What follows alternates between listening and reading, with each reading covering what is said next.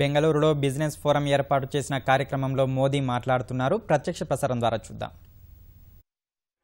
A huge push to manufacturing which has stagnated at around 16% of the GDP for several decades in India. This percentage must reach around 25% in the short and medium term.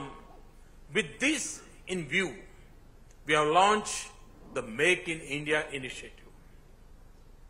To make it a success, apart from vigorous implementation of measures for ease of doing business, we have fast-track approvals and clearances for industry and infrastructure. Transparent auction and allocations of spectrum and of key natural resources like coal, iron ore, and other minerals in the last 15 months have created a level playing field for investors. We are aware that our domestic financial resources are not sufficient to meet our needs. Therefore, to enhance the flow of foreign investments, we have liberalized the foreign direct investment regime, allowing 100% FDI in railways, enhancing the FDI limit to 49% in defense and insurance.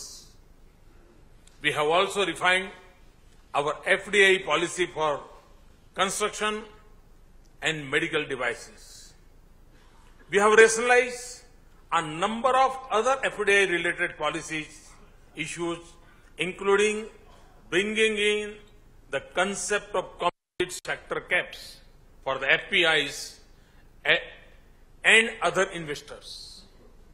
We are keen to build futuristic physical and social infrastructure. Through self-imposed discipline in the management of our financial resources, we have been able to allocate more resources for infrastructure sectors.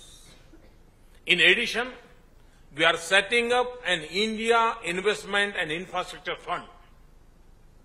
We have targeted an annual flow of ₹20,000 crores, which is approximately 2.7 billion euros into this fund from our own resources. We are putting in place a professional team for asset management.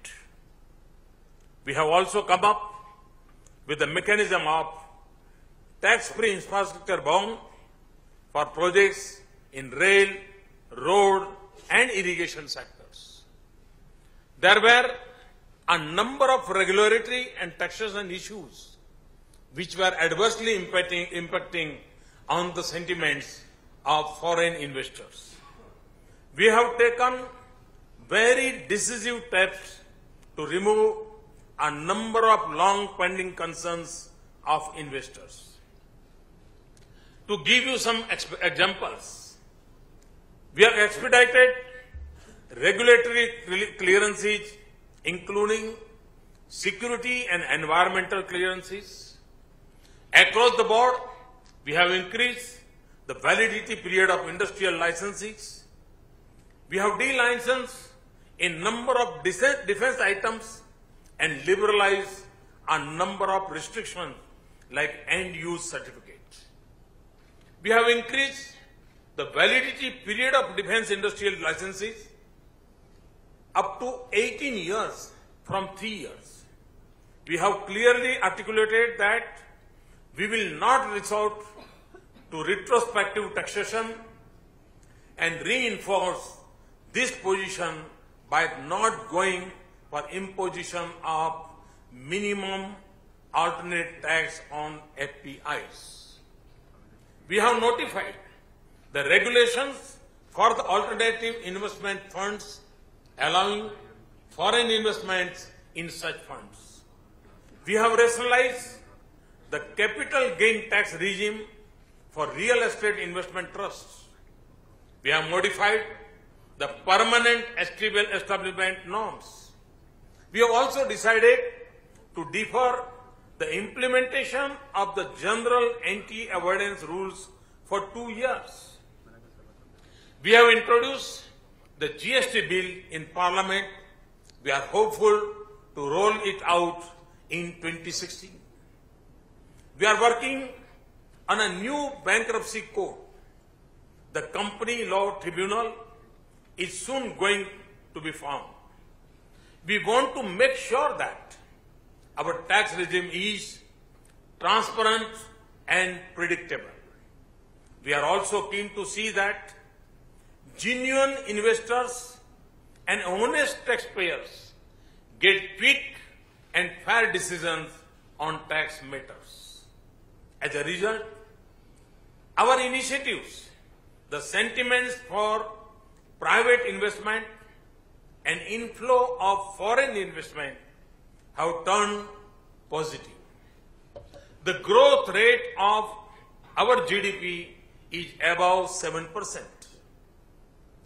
FDI inflows have gone up by 40% compared with previous year's corresponding period.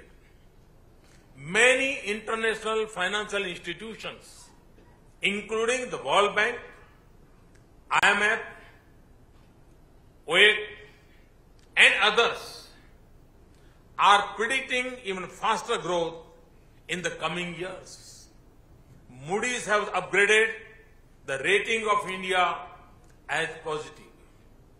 India has improved its ranking of investment attractiveness against 15 so far. Now we are at 9th place.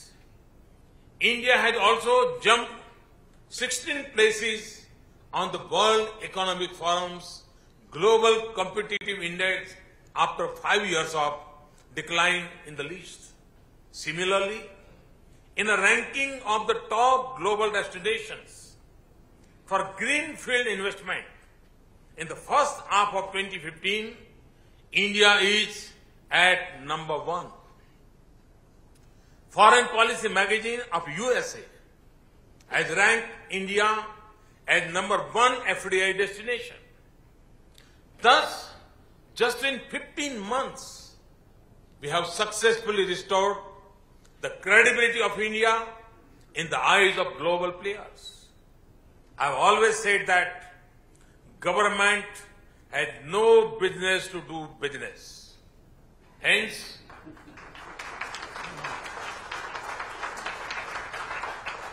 through PPP or otherwise, we are encouraging private investments in areas where earlier only government used to invest.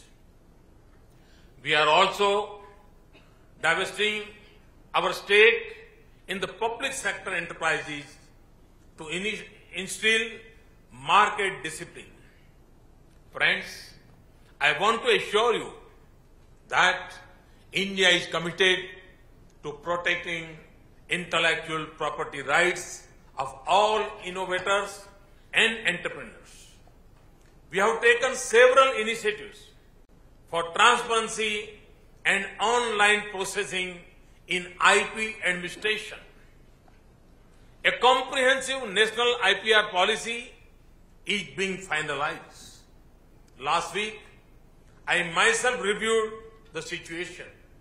I can say that this will be progressive and forward-looking policy. Friends, we want your active involvement in translating our dreams into reality. Our commitment and aggressiveness to achieve the goal in a faster and effective manner offers immense opportunities to German companies. These opportunities range from building 50 million houses to setting up 100 smart cities, modernization of our railway network and station, to setting up a new railway corridors, generation of 175 gigawatt of renewable energy, to construction of transmission and distribution networks, national highways, bridges, and metro rails. Such a huge potential for creation and production will not be available in any one country. More importantly, no one place on the earth can offer the potential for consumption on such a massive scale. We are trying to power this potential through our campaigns like Digital India and Skill India. To tap the energy fully, we have launched the Startup India campaign. I thank NESCOM for becoming our active partner in this journey. Recently,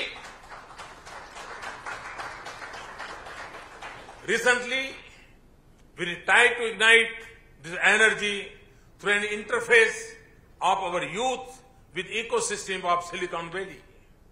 India, in fact, is on the threshold of a big IT revolution. We are at the tipping point where technology is going to be leveraged to meet the aspirations of our 1.25 billion citizens. Welcome your ideas, innovations, and enterprises.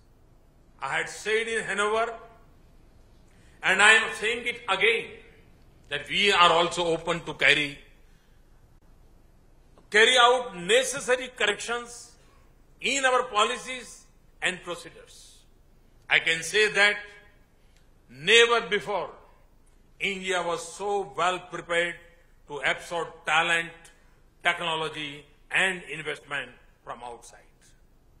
To our understanding, the necessary condition to propel the Indian economy to a high growth trajectory do exist today. I am eagerly looking forward to working with you. While in Bangalore, I must add that it is the software of India that will move the hardware across the world. It is the talent of India that will master the technology. It is the market of India that will motive manufacturing. Therefore, it makes strong business sense to be in India. It makes even better business sense to make in India. Thank you very much. Thanks a lot.